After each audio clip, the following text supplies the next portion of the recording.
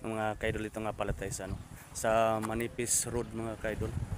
Kung tingnan mga kaidol, grabe ang daanan nito kapag tuwing gabi mga kaidol. Tingnan nyo guys, talagang delikado talaga pag biyahe ng gabi mga kaidol.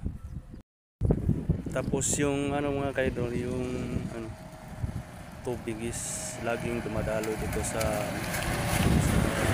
kalsada, kaya gawa naman galing po sa tubod mga kaidol.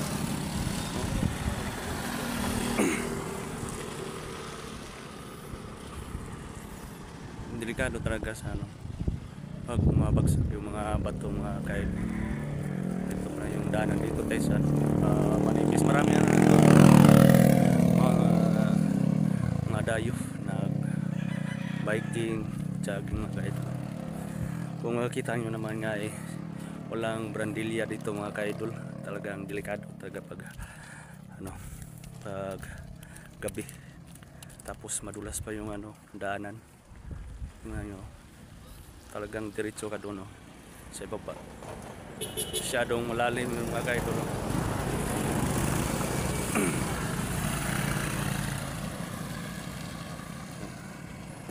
Talagang delikado talaga mga kaidol dito.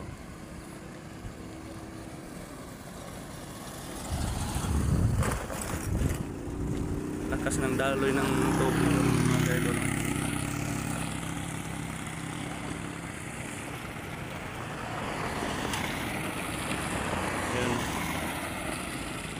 Yun, tubig yan mga kaidol, galing sa bato. Ayan tubod mga kaidol.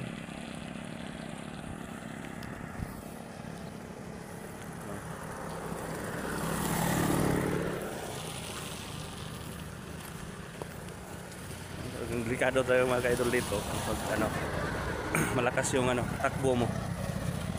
Talagang dandahan lang talaga yung takbo mo dito mga kaidol. Walang brandilya. Diretso ka talaga dito.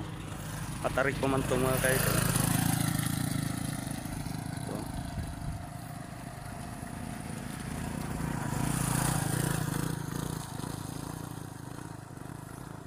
Doon sa ibaba is sapa mga kaidol. Lalim mo. I-zoom muna natin.